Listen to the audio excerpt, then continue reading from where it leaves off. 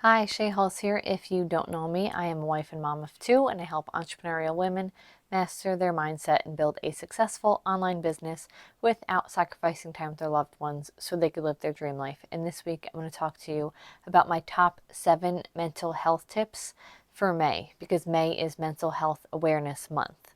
So, yes, if you don't know me, my husband and I, we have been sober for 5 years now. No drinking, no drugs, no things like that. And that's, because a lot of our problems stemmed from that because it is sort of cyclical in nature. And then, even more than that, we just were not healthy mentally for a very long time.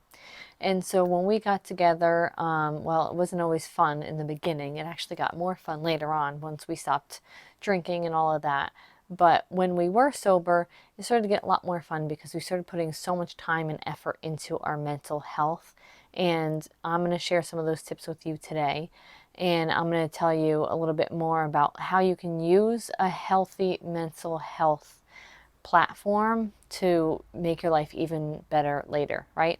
So yes, if you have never watched one of my videos before, you've never met me before, my name's Shay. I'm wife and mom of two, and I am also an author of 2 books already. The third book is still in the process of being written, and so you might say, okay, they're self-help books, but they're actually not. They're fun paranormal romance books because for myself, I said, what are some of the best lessons I've learned in life? And a lot of them were from books. And a lot of them were not, self help books. They were just fun books.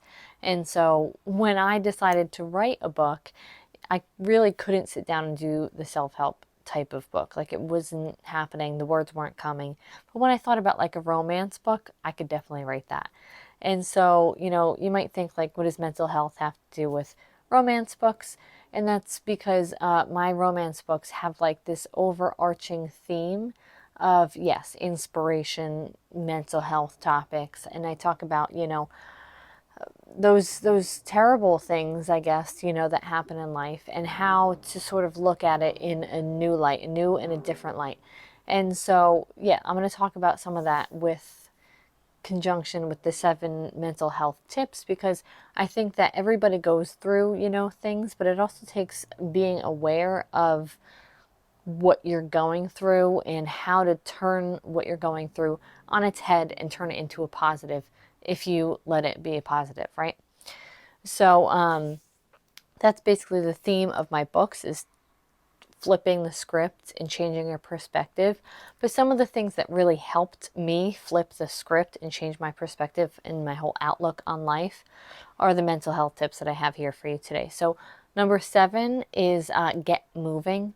So, obviously, that is move your body. Working out. I mean, I think I always like to work out. So, if this is something you have always struggled with, I'm sorry. I can't really sympathize with you there. I can sympathize not wanting to go to the gym or not wanting to put the time aside to do it. But for me, especially once I get going, yeah, I get, a lot of that energy out. And you know what I mean by energy is not just like I'm not a high energy person. I'm an extremely low energy person, if you ask me. But, get like that frustration out, get the anger out, get the resentment and the judgment and the jealousy and the this and the that. All of those negative emotions, I put it into the workout and then I can like leave it there and that's it. It's gone for the rest of the, well, usually for the rest of the day, unless something happens. But, get moving is a great way. And not only that, it chemically, increases endorphins in your brain and like I think cortisol or something else. So those happy chemicals in your brain are increased after a workout. Dopamine. There you go. That's one of the words I was looking for.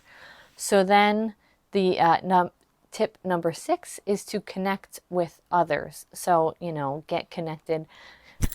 For me, again, if you are someone that's super social, that's great. I'm not. So, like, talking to people is actually a difficult thing for me to do.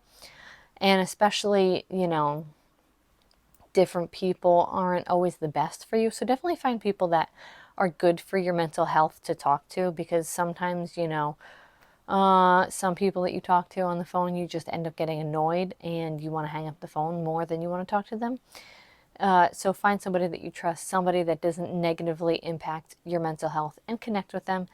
go to coffee with them, go work out with them, do something with those people. Number 5 is to be mindful. So that's another one. I've talked about that in the past, but it's kind of difficult sometimes to be in the moment, especially when you're going through a crisis or something like that. You're in a negative mental state. So what being mindful is, a few tips I think that I did was to like snap your hair tie or something like that, or just to remember that this is the only moment that you are going to be able to be in, and so stay in this moment right here and right now, because that's all you got. Other things were, I don't know. Maybe setting aside, I think that was it. Setting aside the time to do different things. So, I do my emails at night. I do social media in the morning, so that I know when I'm with my kids, I can have time just to be with my kids. And sometimes I get a little distracted, but I try really to remember that this is the time to spend with them. So I'm going to put all of my time and energy into spending my time with them. Number 4 is to eat well. And this is like a really, really big thing, because again, this is one of those cyclical in nature type of things where the more you don't eat well, the more your body craves, sugar and fat and things like that. And that all will contribute to decrease in, yes, your mental capacity and your mental functioning. And then also a decrease in your physical look and your physical well-being. So like, I know I was having horrible acne for like ever, and I couldn't figure it out. I kept changing this and that face wash and, what I was doing and this and that, but I really didn't focus on what I was eating. I mean, I always ate well, but I needed to add in the things that would help with my acne, namely gut health stuff. So I had to start taking like the probiotics type of stuff, and I started taking zinc, and both of those things really helped clear up my acne. So eating the right things is going to contribute to being able to work out, having the energy to work out, having the energy to focus on one task at a time, having the, focus, which apparently focus is not my forte today. But again, sometimes that just happens because I have 2 kids, because I don't get enough sleep, which is the next tip. Get enough sleep if you can. Really, last night was just my fault. I don't know why I've been waking up in the middle of the night, but maybe I'm having some type of spiritual awakening, and now I'm waking up in the middle of the night because my brain is like cluing into something. I don't know if you believe in those things, but I do. Yeah, I was going to say sometimes I do, and I don't know why I was just half-heartedly. No, I believe in those things. Spiritual awakenings and like spirits talking to you and like the moon impacting your life, because I just see so many they're not coincidences. There's too many coincidences to be a coincidence, right? So get enough sleep so that your mind can work at an optimal capacity, and so that you are not, because when you don't get enough sleep, it increases those negative thoughts in your brain, like those negative chemicals, which increases negative thoughts in your brain. So get enough sleep so that you can actually perform at the capacity you should be. Practice relaxation techniques. So right there, I just took a pretty deep breath because I needed to. And that is one of the relaxation techniques that I know of that can help, which is diaphragmatic breathing. I've written an article about that and did a YouTube post about that as well before. Diaphragmatic breathing is difficult to pronounce, but it's pretty easy to do. It's just kind of like, like they teach women when they're in labor, just to go. And there's a ton of different techniques that way. All of these techniques that I've learned are from Gabby Bernstein, so you could just look her up on YouTube and you can go watch any of her videos. Because another one she does is Eft tapping, which is tapping on different energy meridians, I guess. Right, like this. I've done another video about that. And finally is EDMR or EMDR. That's another relaxation technique. And of course, you could do other things that you like to do. I like to read books, so I tend to just, read a book and kind of fall into the story. Currently, I'm binge reading Sarah J. Maas, and I think that I am getting a lot of great writing tips from her, as well as great ideas just for future novels of my own. And I'm also having a ton of fun doing it, because that's sort of she's right up my alley. Yeah, that's like all of the things fairies and dystopian and, war and romance and multiple romances. A lot of fun. She's great. If you haven't read any of her books before, go check her out. And then, yeah, can do whatever relaxation techniques that work for you that are not harmful to you. Cigarettes are very relaxing when you are a smoker, but they're not very good for you. So think about things that are good for you to help you relax. And then finally, the tip number 1 is seek professional help if needed. I know Gabby Bernstein promotes BetterHelp. So you can probably go to betterhelp.com/Gabby, and you might have a discount coupon there. If you want to find that, she talks about it a lot on her podcast. And, my sort of professional I go to is Gabby Bernstein for a lot of these things. I've read, Dr. Wayne Dyer, and I've read, Dale Carnegie and Napoleon Hill and a whole bunch of those books. I have another post if you'd like. It's 11 self-help books. But all of these tips are going to help you get into a better mental health sort of outlook on life. And what you can do once you have this foundation of being able to take care of your mental health, you can propel it forward by doing more things like with your day. Wake up earlier.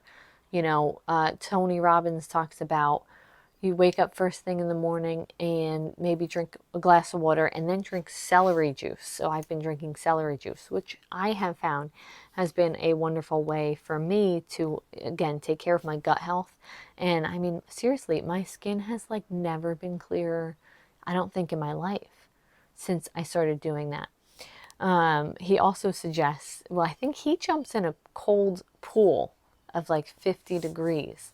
And I don't do that. But, you could start with a cold shower, which I don't, and that's terrible to me. But, I'll start with it like cold and I'll turn it up to hot in like 30 seconds. But what that's supposed to do is sort of like shock your central nervous system. And it just kind of helps everything start running right, I guess. Some people have done ice baths and stuff like that. I am not up to that level. Not really interested in being at that level. But, more things you can do to care for your mental health is, what are some of the issues in your life? Once you have a good foundation, you can start building on these principles and these practices. So, like for myself, I've gotten a lot of those physical things taken care of, but now practically in my business, I'm implementing more of those tips that like Tony Robbins has or Robert Kiyosaki has, or I'm following a business model very similar to a Gabby Bernstein, where she has books out, she does the YouTube videos, she has courses, she has a podcast, she has a blog, she has a social media presence. And so that's good once you have a very good mental health platform, because when you're on a journey like this, you want to live, your best life, obviously. And I think that for me, doing a traditional job was always negatively impacting my mental health, where doing something like this has been monumental in my ability to better take care for myself, even though it's probably like triple, I don't know, a lot more difficult than a traditional job was and is. So that's what I mean by that, is once you have like a good, you know that you can be productive, you know that you can stick to it, you can build on it by building your best life, because you only have one life and that's the only one that you got. I mean, even if you believe in reincarnation, this is still the only one you're in currently, and it's the only one that you have. So do what you want with it and do the best that you can with it and really live your best life. And if you enjoyed this video, please like it, subscribe, and follow me for more. Be sure to share this with someone you think that you would find some value in it as well. And yeah, be sure to follow me on social media and see what else I'm doing. So thank you for watching, and I'll talk to you next week. Thanks. Bye.